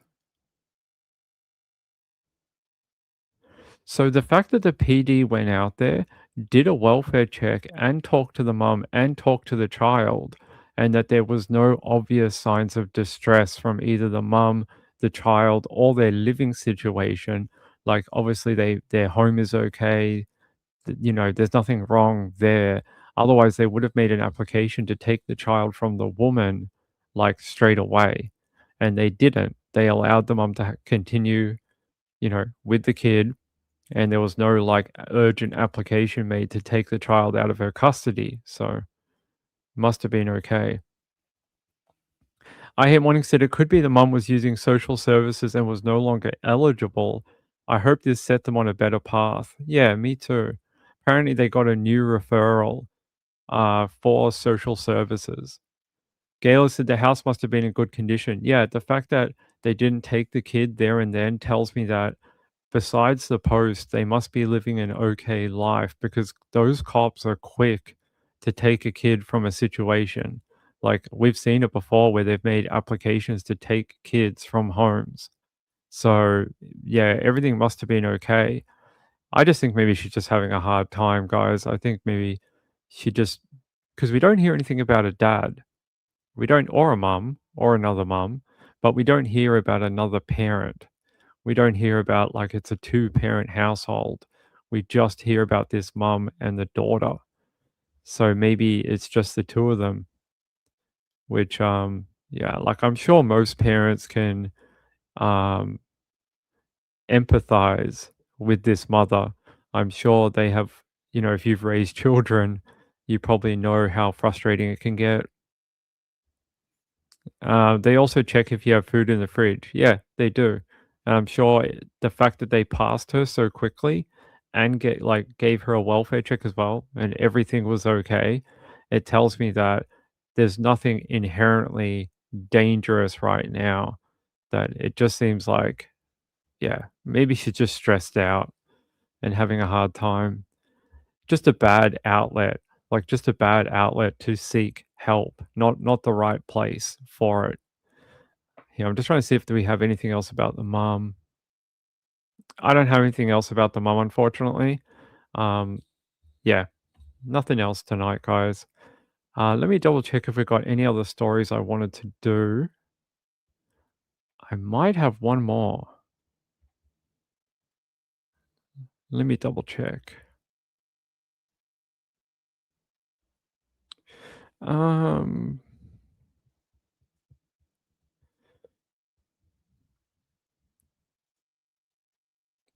there was that one about the hiker. Did you guys hear about the hiker that was hiking and ended up being killed by a grizzly bear?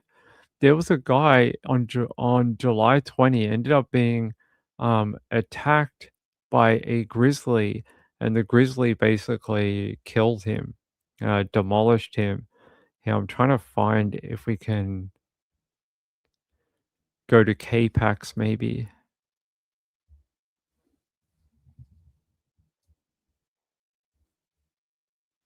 All right, I'll take you out to K-Pax. So they're saying details emerge from fatal grizzly bear attack in Glacier National Park.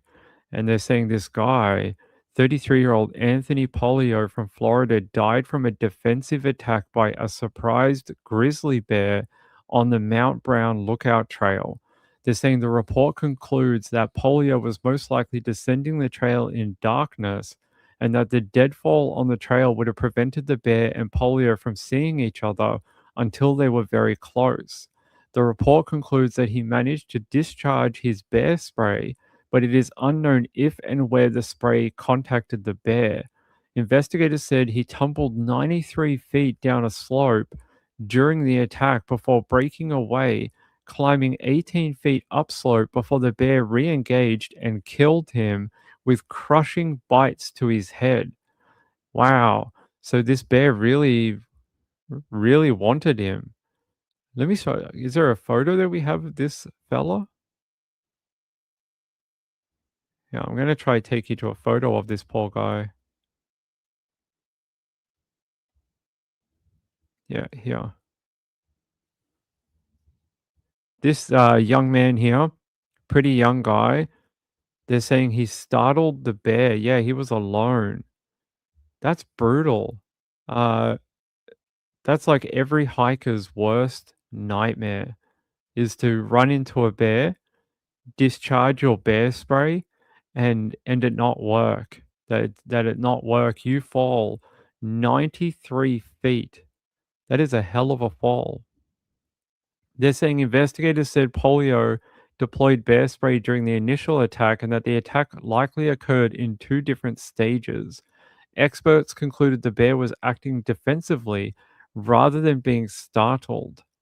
So he's 33 years old from Davie, Florida, and was found dead by a search and rescue crew at 12 p.m. on May 6th of this year after he went missing on May 3rd. They're saying the new interagency report authored by a team of wildlife experts was released on July 20, and the report offers new and graphic insights into the attack. Poor guy, man. There's another photo of the guy. What a horrible way to die. They're saying that he surprised an adult male grizzly bear on the Mount Brown lookout trail. And they're saying because it happened after dark, they may not have been able to see each other. The report further states that the hiker was able to discharge his spray during the initial assault, but it's unknown if and where the spray contacted the bear. And then apparently the bear in the second attack grabbed his head and bit down on it, crushing his skull and killing him. The bear identified as being responsible for the attack had no previous history of conflicts with humans and appears to be a lifelong resident of the park. Investigators concluded their findings by reminding the public of basic bear safety protocols, including staying alert, traveling in a group, and making noise by talking, singing, or clapping when visibility is limited in order to reduce the risk of startling a bear. They added that the hikers should avoid traveling at night, dawn, or dusk when bears are more active, and they should carry bear spray. Wow, how sad for the family.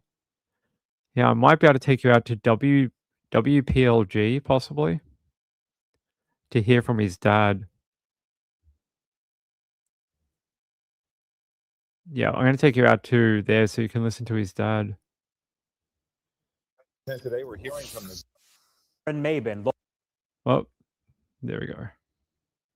Of a Fort Lauderdale man found dead in Montana. Authorities believe he was killed by a bear while hiking at Glacier National Park. And Local 10's Aaron Mabin is in our newsroom with this emotional exclusive. Absolutely heartbreaking, Calvin. Anthony Polio's father and brother talked with Local 10 earlier today. In their grief, they share a story of a man who loved the outdoors and was experienced. Now they say he's a victim of a rare bear attack.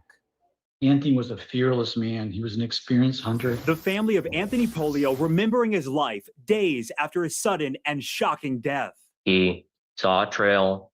It was only a few miles. It was still daytime, and his intention was to go up the trail and see the sunset from the fire watch tower. The 33-year-old from Fort Lauderdale was reported missing Monday after he didn't return from a hike in Glacier National Park. We think on the way down, he encountered a grizzly bear. His body was eventually found off the trail in a heavily wooded area. I believe he was probably accosted by the bear, used the bear spray. So I think the bear chased him down, grabbed him by the shoulder. Arthur Polio describing what investigators say they found when his son's body was discovered. They found him because they found the bear spray. They saw the can and they went back there and I said, did he spray all his bear spray? She says, I don't know, but it's very odorous. So it's more than pepper spray. Officials say Polio's injuries are consistent with those sustained by a bear encounter.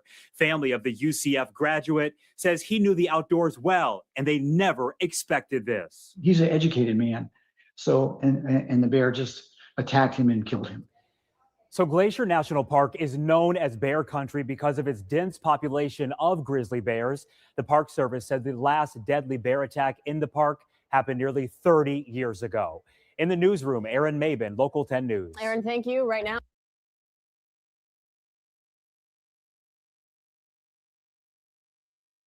A very sad way to die. Just a very sad way to die for that guy. Having your head crushed in by a bear, even when you've got the bear spray and you think like, maybe that will help. Maybe I'll be able to survive. And it didn't work. The bear attacked a second time.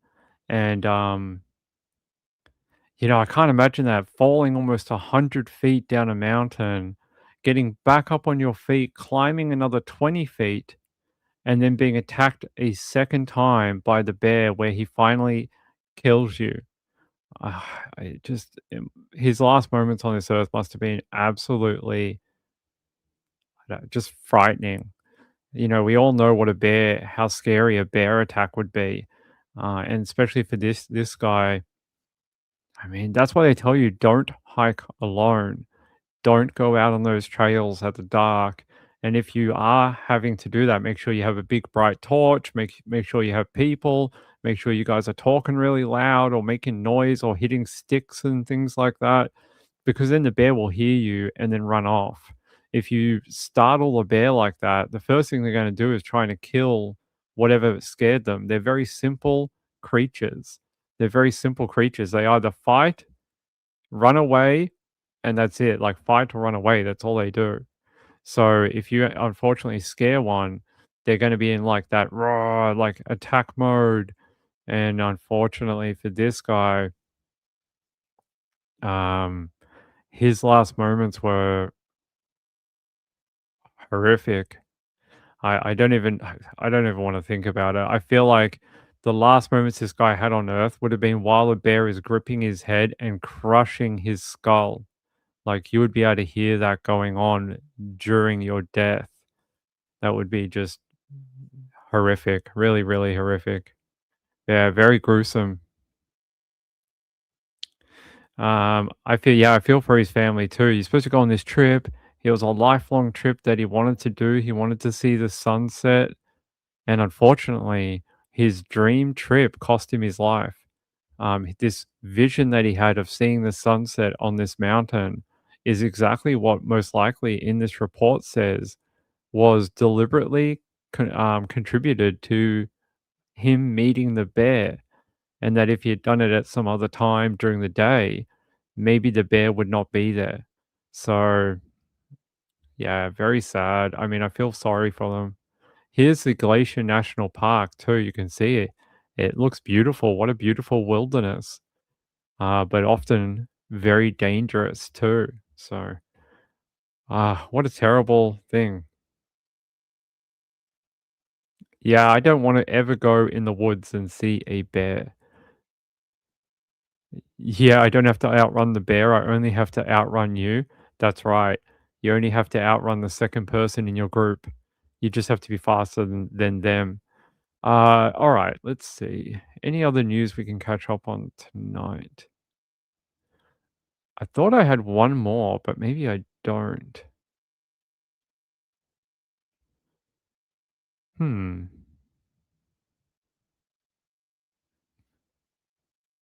I thought we had one more.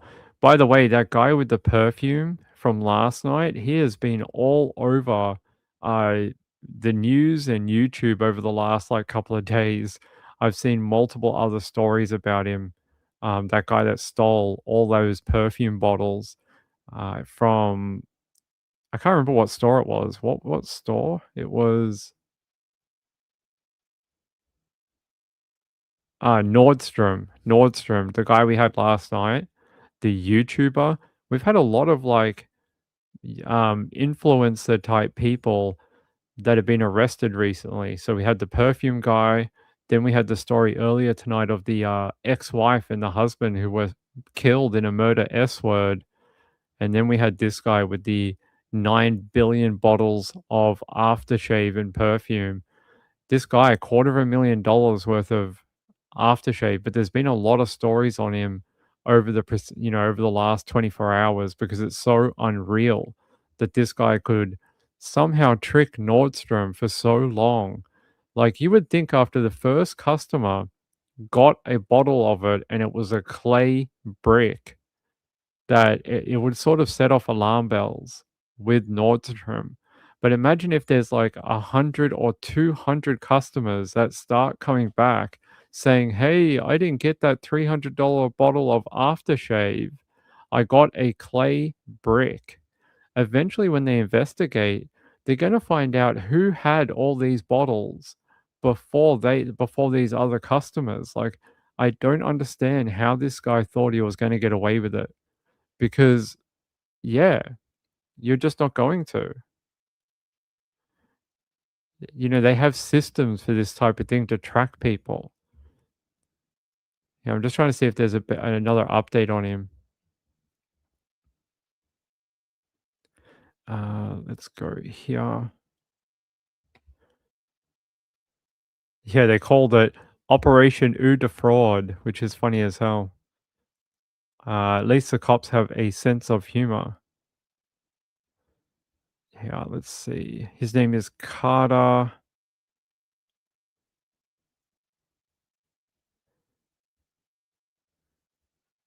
I don't see any new videos for us. Oh, there is one in from CBS Chicago. Let's have a look. Well, everyone, we have an amazing, peculiar selection of fragrances for today. That's Philip Carter online reviewing various perfumes and colognes. Perfumery is becoming very, very expensive. Carter would often ask viewers to subscribe and donate. Become an official Patreon, and you may be eligible to win yourself a free fragrance. The only problem, the Cook County Sheriff's Office says what he was giving out was all stolen. This week, the 29-year-old went from online videos to having a mugshot. He's charged with mail fraud and theft by deception. Check out the items investigators say they found at his home. The arrest report shows he first placed an online Nordstrom order for 39 fragrances. The total, $11,915. Once the items arrived, he called and stated the fragrances were going to be a gift, but nobody wanted them. The report shows Carter said they were in perfect condition and haven't been opened. But when the shipment returned to Nordstrom, employees discovered the fragrances were tampered, bottles were missing, and empty boxes were filled with clay. In March, investigators say Carter went back online. This time he purchased 8 fragrances in the amount of $2,145. Like clockwork, he wanted to return them. But this time, the report revealed video of Carter driving here to the Old Orchard Mall in Skokie and walking into the Nordstrom. Yet sales associates opened the fragrances in front of Carter and observed they had been tampered and referred Carter to contact the customer service line. He eventually returned 3 of 8 fragrances. While trying to return items at the Nordstrom at Old Orchard, records show one day before he placed a third online order, buying 4 fragrances in the amount of $3,085. 3 days after leaving the Skokie Nordstrom, Carter is accused of calling the service line, where he explained that he needed to return all of the purchased fragrances but did not indicate why. This week, Carter got a birthday surprise when Cook County investigators with the Organized Crime Unit served a search warrant at his Portage Park apartment. Inside, they found what you see here, 714 fragrances. The estimated retail value, $250,000.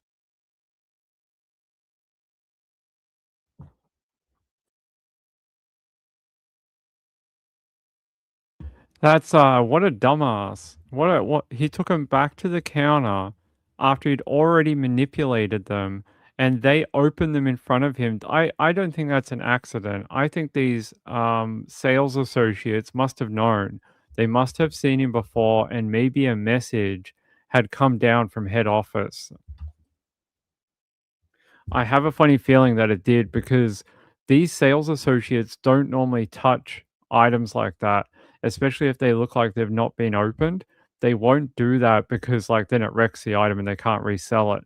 So I have a funny feeling that there's been some sort of alert that's come out saying, hey, we're getting a lot of fraudulent perfumes or aftershaves being returned. You know, you have to check them more. And yeah, I have a funny feeling that they were waiting for him. They were waiting for him to come in and try it again. Yeah, didn't they say he took one that he took like 3 bottles that was over like 4 grand or something? What kind of perfume? Like I know there is some. There's some male aftershaves that are like $400-500 each. That one from Johnny Depp, I can't Sauvage, that stuff's like $500 a bottle. It's very expensive. Like, unfortunately, it's one of Ping's favorite aftershaves, and I don't have a real one, but I've got a fake one that I that I wear. It smells so good. I like the Sauvage range, but I am not paying $500 for a bottle of aftershave. I'm not doing that. He had done, yeah. I reckon that's what was going on, because these stores they resell this stuff later on. And if they're getting like multiple reports, like you look at how many he had, like, look, like, why would you need 3 of the same one? And then this one, I think this might be an Armani. Why do you need 1, 2, 3, 4, 5 of the same thing? I don't get it. look, 1, 2, 3 of that one, the black one, and then like you've got I actually have this one here, this one that looks like a whiskey bottle. I have the fake one of that one. I'm not sure what it is, but I have this exact bottle. That might be a Sauvage one, I'm not sure, but I have this bottle. Yeah, but he's got like multiple. Look here, this one, the Cabanera one, Cabanera. He's got like 1, 2, 3. Does he have doubles of anything else? Yeah, here, 1, 2. He's got a couple of these ones. Bizarre. He's got like 3 or 4 Chanels. Like he's got 1, 2, 3, 4, at least 4 Chanels that we can see in a large box. And then he's got this one here. Like it's crazy. Like if you're doing reviews for your channel, why would you need multiple of the same thing? It's a Prada one? Okay. You like Eternity? Southland has a knockoff shop. I think a lot of the supermarkets do have those ones, those little stalls where they got all the perfumes that they look similar to the real ones. Let me have a look. I was trying to see, like, there's another photo where you can see the whole table. He's not very clever though. This guy is like, how do you get through? I just don't get it. How do you get through stealing that much? Eventually you're going to, oh, look what they found. Here, here, here. Ah. So this is a heat gun. What he has here, this is a heat gun. And this is obviously Gorilla Glue. So he's been using this. This is like a warm heat gun. Can be used for like cleaning your computer as well. He's been heating up the wrapper on the outside, gently taking it out, and then he would take the perfume out, put the clay in, put it back in, and then seal it with the Gorilla Glue. Interesting format for doing it. You probably could have just done it with like they actually make a machine that is for sealing those plastic wrappers. So yeah, all he had was a hair dryer and some Gorilla Glue. That is very interesting that that's all it takes to trick their I don't know if he was repackaging, unless he was buying like the cellophane on the outside, but you would need a lot of cellophane to do some of these big boxes like the purple ones. You would need a ton of cellophane. I think he was using this heat gun to soften the glue on the wrapper, at least, or he was using it to dry the glue, like the Gorilla Glue, to dry it really fast. Could have been either, I guess. But yeah. No, I don't get it. How do you have $11,000 free, enough to go around buying all this perfume, and you're like, "Oh, I want to return it all." If you have so much money on your credit card that you can pop an 11 grand, purchase on it like this, I don't understand why you're so keen to take it back. Yeah, odd. Very strange guy. So we're gonna have to see what happens with him. He's only got a few charges, and the likelihood of jail time in where he lives is actually pretty low. The more likely scenario is they're gonna ask him for restitution to his victim. So he's gonna have to come up with $250,000 to return to the shops that he stole from. So it's most likely that would happen. Yeah, see? He would take the bottles from the packaging, replace them with modeling clay or used bottles, reseal the boxes, and ship them back. And ship them back for a refund. So he was resealing, not repackaging. So that's probably what the heat gun is for, to melt the plastic or to seal it with the glue. Yeah, here's that photo. Like, I mean, this is like a multi-year operation. Like, I don't know how this would have taken months or years to get this type of a collection of perfume and then return it to authority, like return it to the store. Like, this is like an entire makeup counter. This is like if you go to Nordstrom, this might be more stock than they have in one location. It really might be. Like, that's a ton of product. He may have had a store card, maybe, because that's a huge purchase, 11 grand to just put on perfume. Like, it's crazy. Where's that photo gone? Yeah. Yeah, like you got, look how many bottles here. There's like 30 or 40 just there. I don't know how many bottles this is and how many you would have to get to $250,000 or how long he's been doing it. They didn't even tell us like how long they think he might be doing it. Yeah, I'm just trying to see like when did he start this sort of thing? Hold on.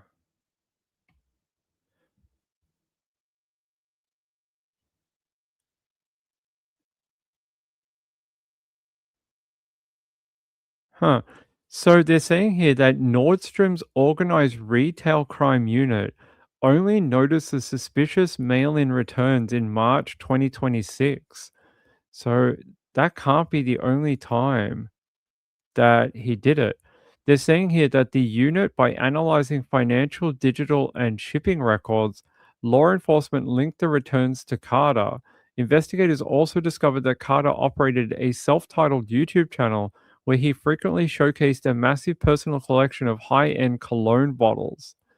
They're saying here, in total, it was 714 bottles of fragrances. There you go. Tools used to forge unopened factory packaging, including a heat gun, glue, and shrink wrap materials. He's been charged with 3 counts of mail fraud and 3 counts of misdemeanor theft by deception. Following his initial court hearing, a judge ordered him released while his criminal case proceeds. There you go. So 714 bottles. I don't even know how long that takes to order. I reckon this has got to be like over like 3 years. It's got to be over multiple years' time.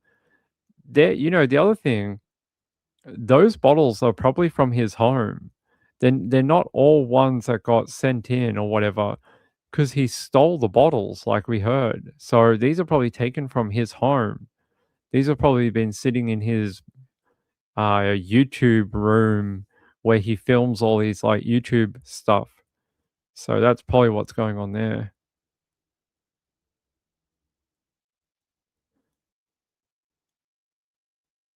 Yeah, so crazy guy. We'll see what happens. He's got another court hearing in August, and we will see what happens then. Hey, thanks for the jewels, guys. I appreciate it. Thanks, Kathy, and my friend Sweet Universe, and Mr. Andrew. They're very fun. Yes, Sean, thank you for the membership. I appreciate it. All right, I'm gonna get out of here. I'm gonna go watch the boxing, and I will see you tomorrow. I'll be back tomorrow. I'll be back tomorrow to hang out with you guys on Sunday night. Good night, everyone. Bye.